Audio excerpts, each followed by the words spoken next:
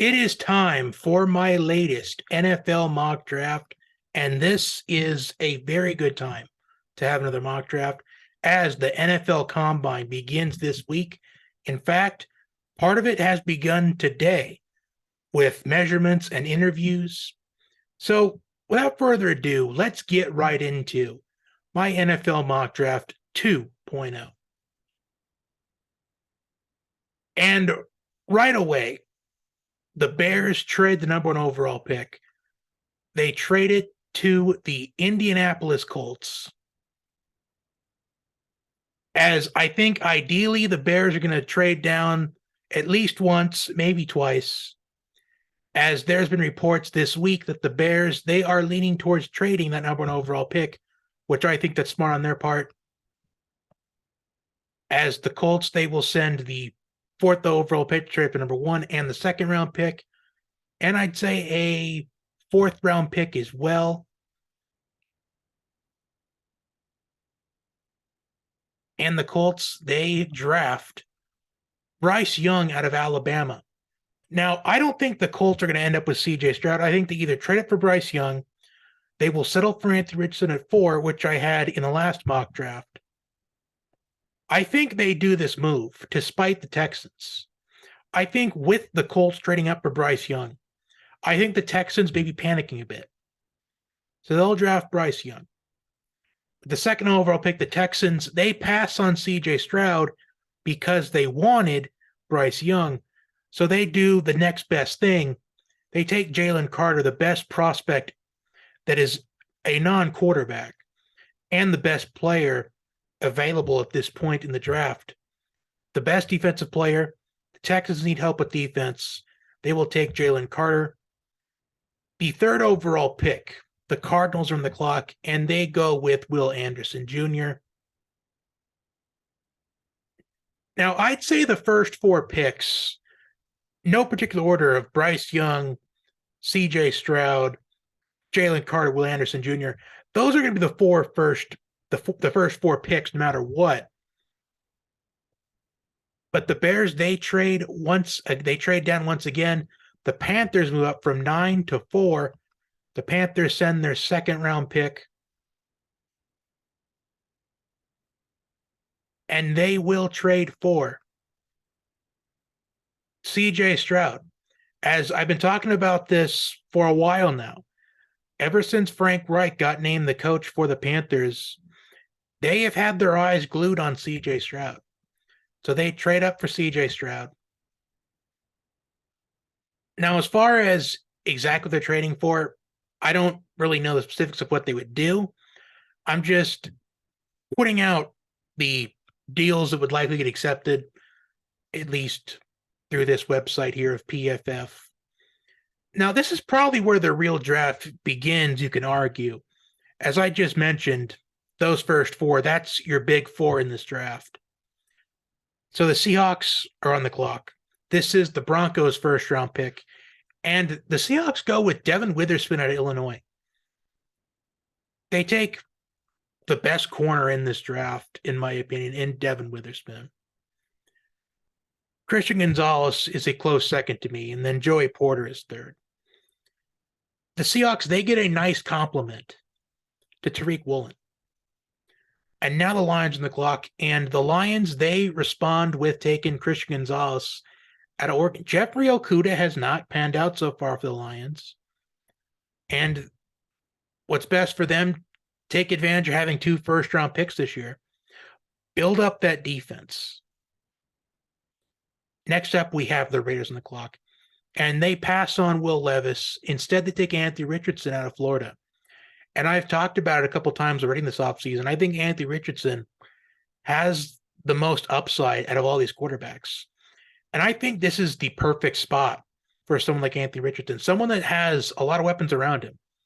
I'd say if the Raiders just stay put, if they don't move on from Renfro or Darren Waller, if they keep them in Vegas, keep Devontae Adams in Vegas, keep Josh Jacobs in Vegas, the weapons galore for Anthony Richardson. Pick number 8, the Atlanta Falcons on the clock.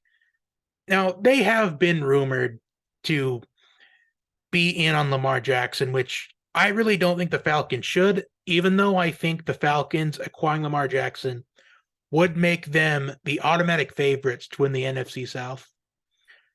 They need help on defense. And this pick of Tyree Wilson, I think is going to fit the bill. As Tyree Wilson, he can pressure quarterbacks, he can get to the QB, which the Falcons defense needs intensity and a guy that can get to the quarterback. Now the Bears are finally on the clock. And the Bears, they go out and help their defense here as they select Myles Murphy out of Clemson. Myles Murphy is someone I'm high on. And it's going to be interesting to see the combine this week to see how Myles Murphy does. But the Bears use that 9th pick. They've traded down. I would imagine if they trade down from 1 to 9, they're going to get quite a few seconds. They could get a first rounder next year, as the Bears have the most cap space to play with. So build your defense to the draft, and we'll see what they do with the cap space in free agency. Next up, we have the Eagles, the NFC champs on the clock, as this is the Saints' first round pick. And they go with Joey Porter Jr. out of Penn State. The Eagles secondary, they have guys in their secondary that are getting older. They're not getting any younger. The Eagles, they had the best defense in the league. Well, one of the best defenses in the league. From a stat standpoint, one of the best. They dominated against a 49ers team. The Eagles moved the ball really well against the 49ers defense, as they, for the most part, shut down San Francisco in that NFC title game. They did allow a couple big plays by CMC, but they take Joey Porter. And I think this is a great fit for Joey Porter. You keep him in Pennsylvania.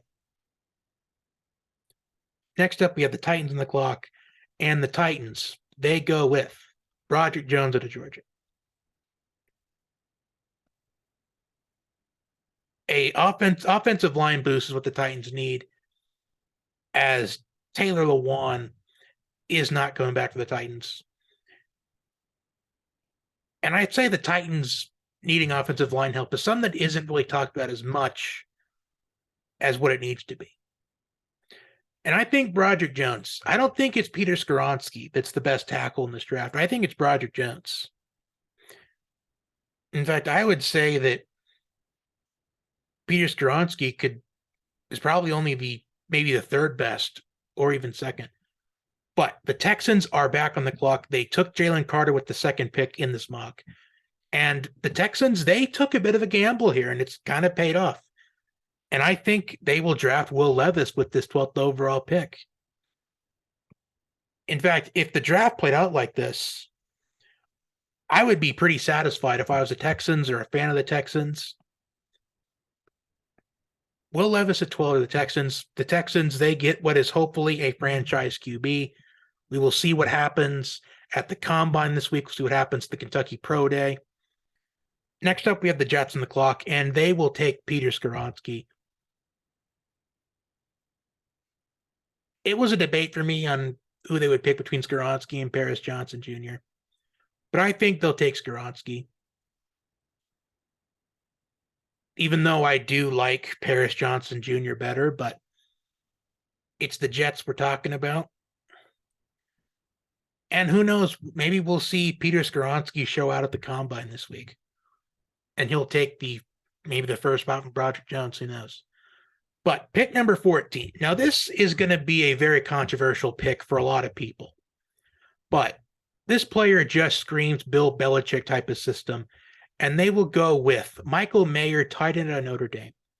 Michael Mayer, he's a big playmaker.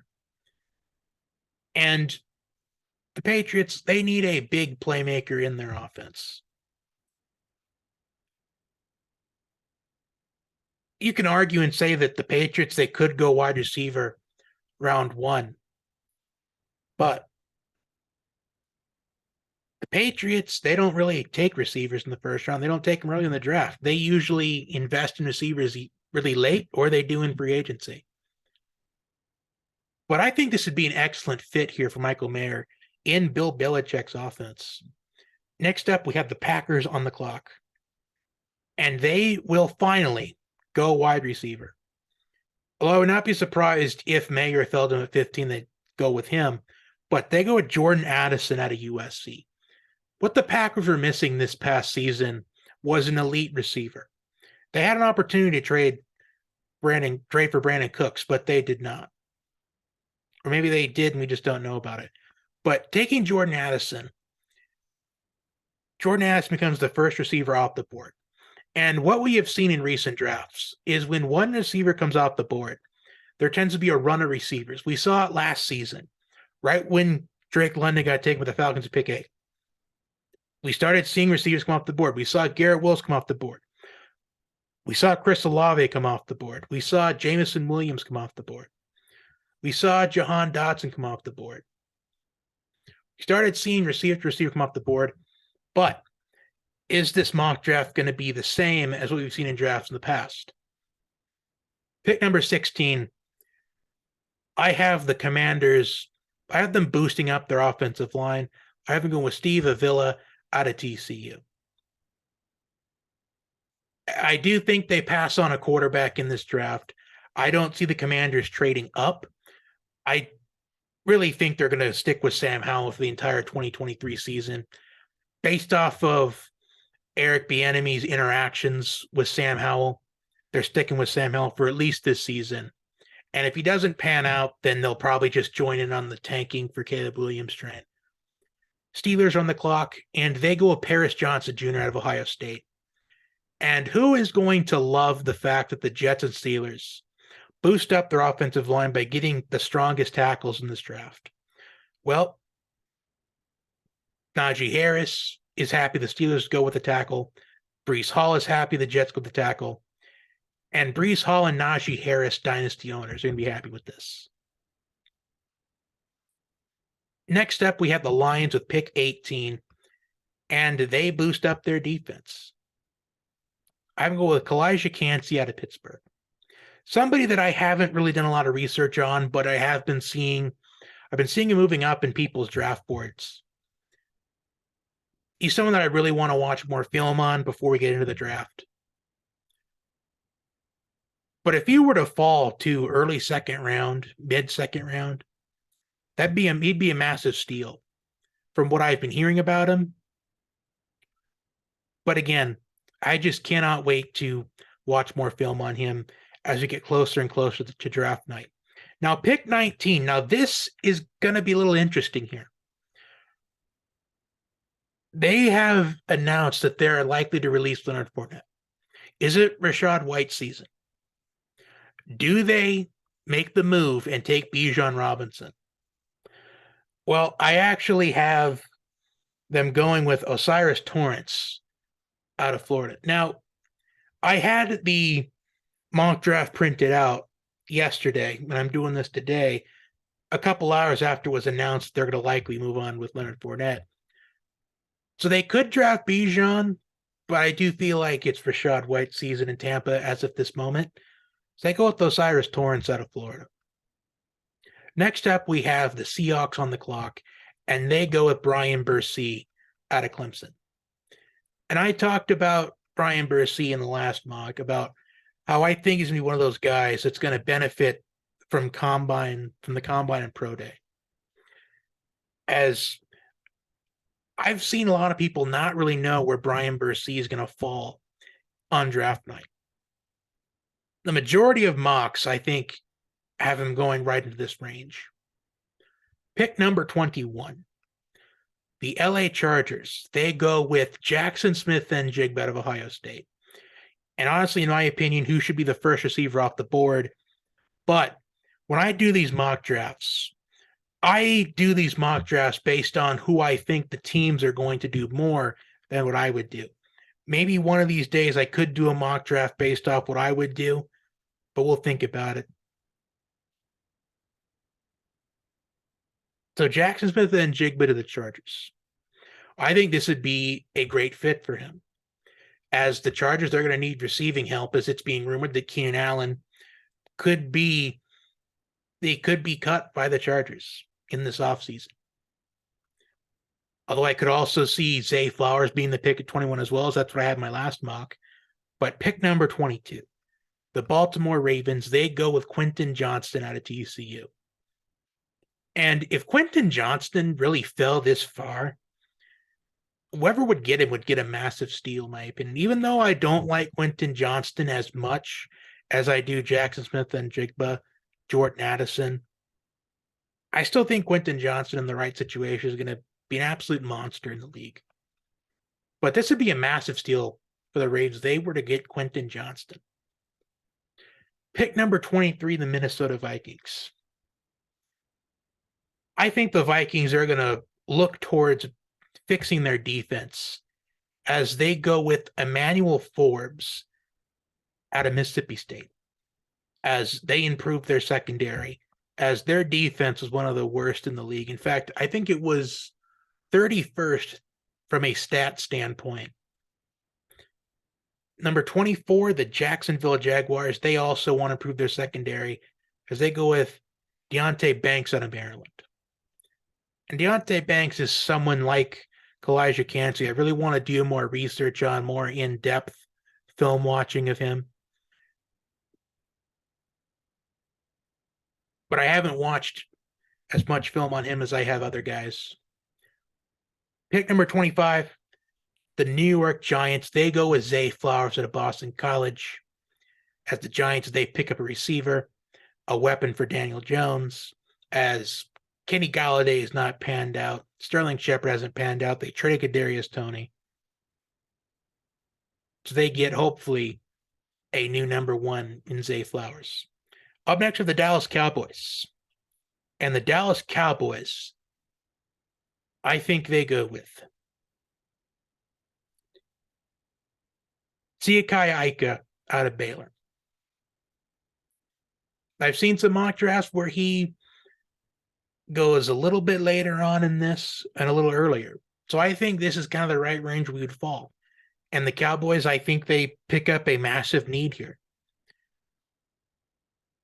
Although I could see them maybe going Josh Downs if they had the opportunity. Or the Cowboys, they could trade up. They could maybe trade up for Jackson Smith-Njigba or Quentin Johnston, or even Jordan Addison. Pick number 27, the Bills go with Brian Branch out of Alabama, as this is the replacement for Jordan Poyer. As Jordan Poyer pretty much came out and said he'd like to play for a team that doesn't, something about something about taxes, I guess. But yeah, it's pretty clear based on the statement Jordan Poyer made that he's going to be gone. So they pick up Brian Branch, his replacement. Pick number 28, the Bengals, they improve their offensive line. Although I would not be surprised if we saw Dalton Kincaid or Darnell Washington come off the board here at 28 for the Bengals, as Hayden Hurst is a free agent. Or, depending on what happens with Joe Mixon in his situation, could they go with Bijan Robinson? But I think they go with Anton Harrison, out of Oklahoma. And where was he on here? There he is. Anton Harrison out of Oklahoma. The Bengals, they once again look to improve their offensive line. As their offensive line, they showed a little improvement, but not the improvement that what we were hoping to see. Joe Burrow still got sacked quite a bit of times. But I do think the Bengals offense, I think there's still room for improvement there. Pick number 29, the Saints, they go with Mazi Smith out of Michigan. I think the Saints are going to lose quite a bit of defensive personnel in free agency in this offseason, as Ryan Nielsen, their defensive coordinator, went over to the Falcons. So I think some of those Saints defensive players are going to be heading out the door, and they look to rebuild on their defense. Most importantly, the front seven. Pick number 30. Well, it has been reported the Eagles are likely to move on from Miles Sanders, and to tell you the truth, I really saw this coming based off of what we saw in the Super Bowl. After the first or second play from scrimmage in that Super Bowl, we did not see much from Miles Sanders the rest of that game, which was basically a hint that he is not going to be on the Eagles this next season here. So they go with Bijan Robinson. They make the move, and they take Bijan Robinson out of Texas, the best running back in this draft class. And with the last pick in the first round, the Kansas City Chiefs, they select Josh Downs out of North Carolina. And that will do it for my NFL mock draft 2.0. If you want to see my thoughts on the second round, leave it in the comment section down below. Also, comment your thoughts on this second mock draft here, as I do think that this would be a very interesting draft, although I could see a couple guys I have maybe towards the end of the first round, maybe fall to early second, maybe even middle of the second. So who got drafted in the first round of this mock draft that shouldn't have been drafted in the first round, and who didn't get drafted in this first round that should have? Anyway, like, share, comment, and subscribe. And until next time, have a wonderful day. Enjoy the NFL Combine. And my next mock draft is going to be a couple of days after the Combine.